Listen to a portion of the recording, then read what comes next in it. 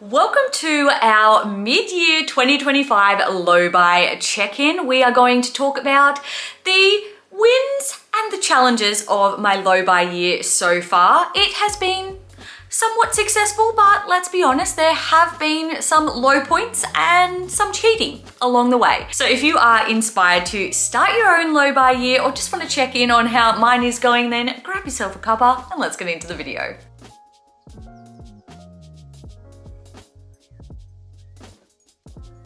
Okay, so one of the first things that helped me to be successful in this low buy year thus far was to create a why, a purpose, or a mission statement. So I said, my purpose of my 2025 low buy is to reframe my perspective around stuff and spending, become a more conscious consumer, be de-influenced from the consumerism of social media, and save money.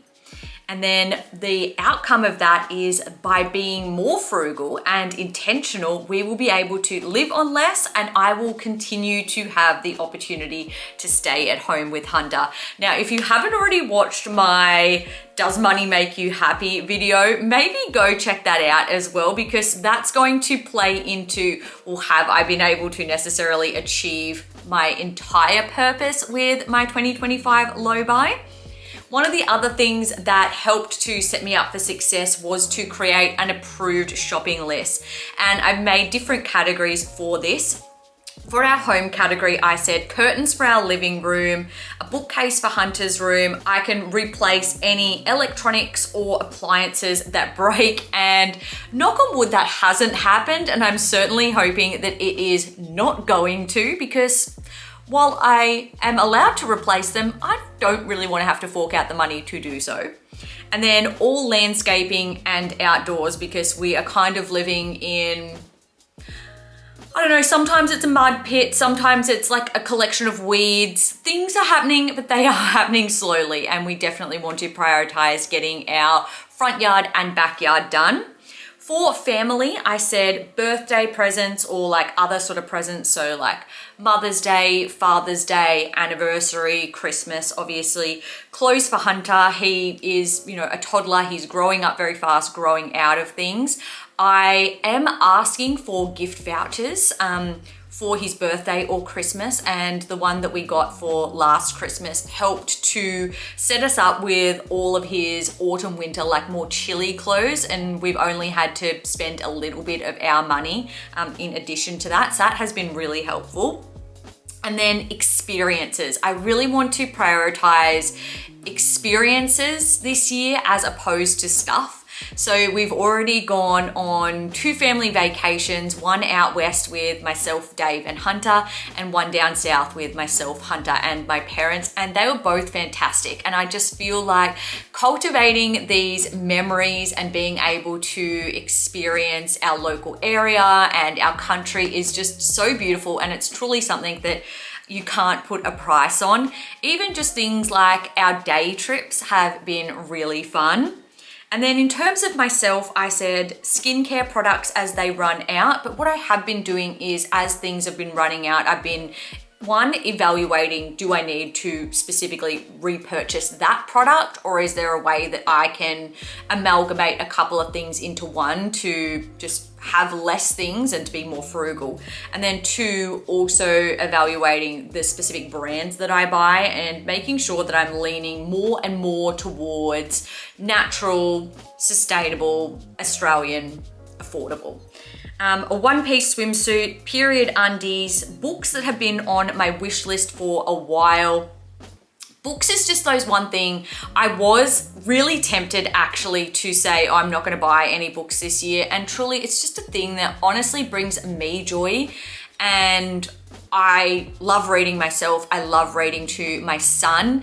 And so I've been buying mostly books for him, to be quite honest. I bought some new books for him, but I've been hitting up the op shops hard and have been finding so many fantastic books for him, either to read now or ones that I think would be fantastic as he gets older. I've found some secondhand books for myself, and then I also recently did make a purchase of some new books for myself that, according to my approved shopping list, I was able to buy, and they had been on my wish list for a while. And then I also allowed myself 1 out-of-home coffee per week. Some months I have been using that and others I have not.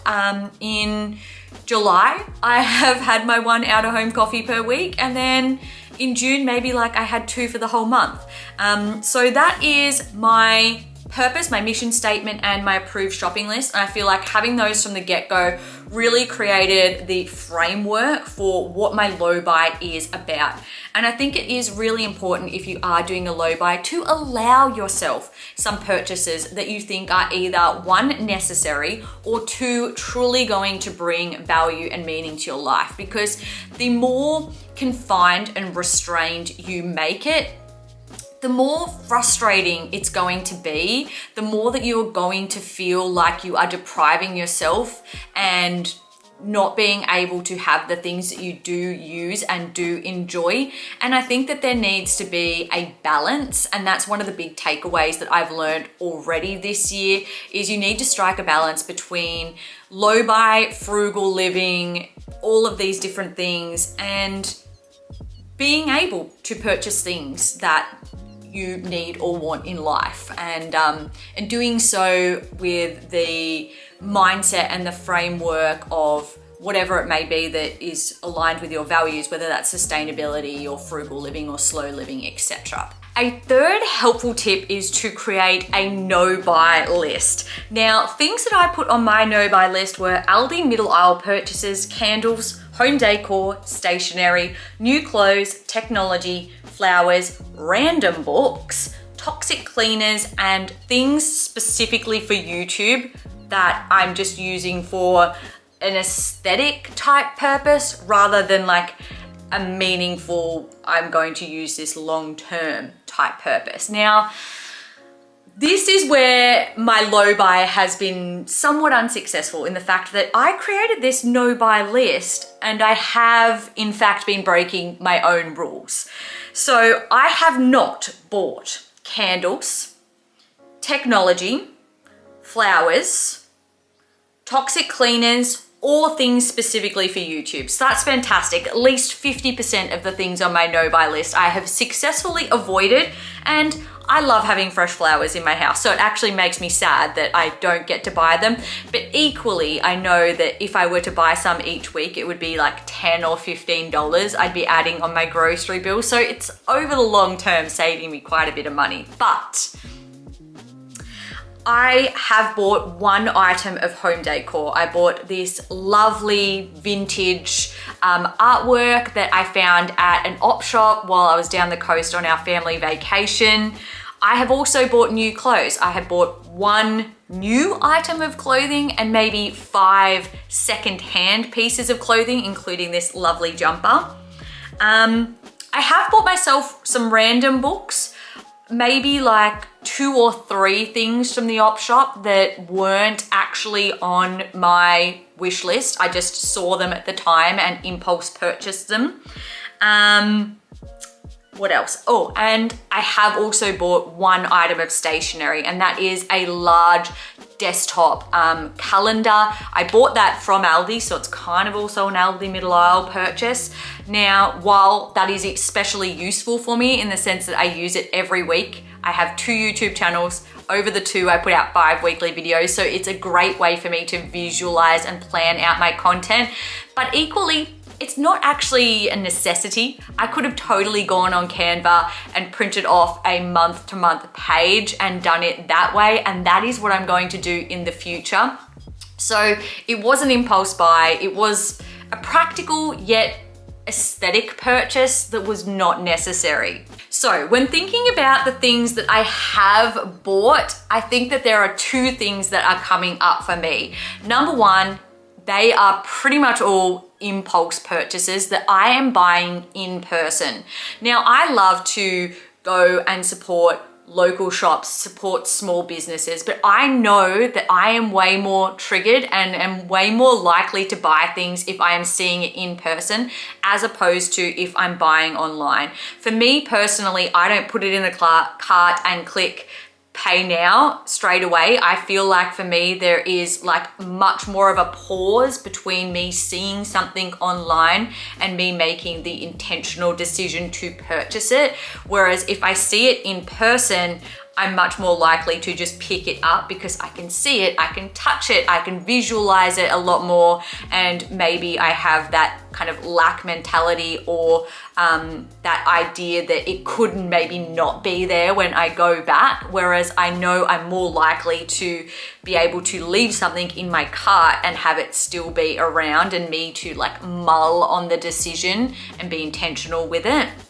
And then the second thing that has been unhelpful for me has been op shopping. I actually really enjoy op shopping. I love giving items a second life. I feel like it's a much more sustainable way to purchase things and a much more frugal way to purchase things. But also I feel like sometimes I'm more compelled to buy things because, well, they are cheap and it is something that maybe I'm not going to see around because it's just a random item I happened to have the luck of finding in the op shop today. So I have found that if I am able to avoid op shops and in-person shopping, it's probably going to help me a lot more in the second half of the year. That's kind of sad to think about putting a stop to because it limits me going certain places. But I know that like if I do really want to like take the low buy to the next level in the second half of 2025, I probably just need to stop putting myself in positions where I'm going to see things that I want to buy. Equally, I have found that sometimes I can be triggered when I'm watching specifically YouTube videos of people not even necessarily doing hauls, but just living their life and showing things that they're using, to feel compelled to at least look into some of the things that they're showing, if not buy them, at least look into them.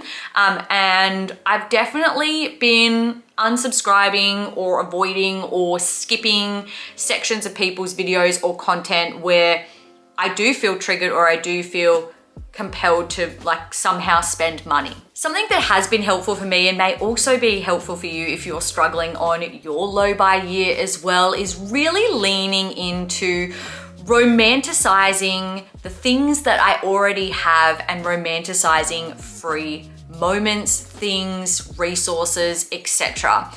Going for a walk out in nature, packing yourself a picnic and having it by the water, making a cuppa and watching the sunrise, romanticizing the whole like making a cuppa at home experience, reading a good book, rugged up, having a bath. Like there are so many beautiful things, moments, etc. that you can just romanticize and highlight in your everyday. And I think if I took those moments away and wasn't like super intentional about pausing in those moments, being present and reflecting on them, I feel like it would make this low buy even more challenging and make me feel like I'm missing out. I know that I'm not missing out, you're not missing out, but we are being conditioned by advertising and social media and all the things that we're exposed to on a daily basis to think that we are missing out. I do want to get to the end of this year and to be really proud of my successes during this low buy year. And I want that for you as well, whether you're undertaking a low buy year yourself or you're just trying to be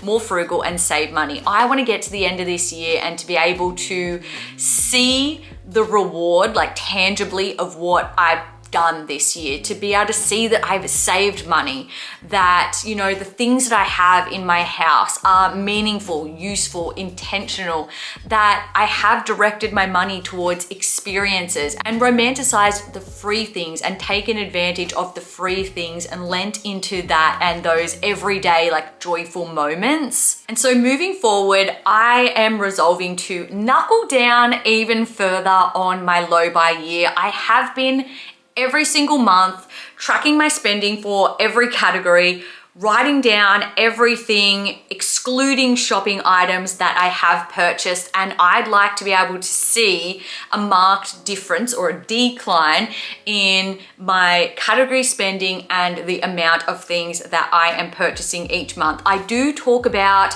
both of those things on all of my monthly reset routines. So if you're following along in this low buy year, I would love to have you subscribe and check out my monthly reset routines from here on out, because I'm telling you, there's going to be a difference. We are going to go all in on this. So that is my commitment to myself, and you guys are gonna be keeping me accountable as well. If you like this video, make sure to give it a thumbs up and check in the comments down below and let me know, how is your low buy year going if you started one, and if you haven't begun one yet but you'd like to, put your mission statement, your goals, etc. down there, and we can be all in this together. I hope you guys have a fantastic rest of your week, and I'll see you all in my next video. Bye guys.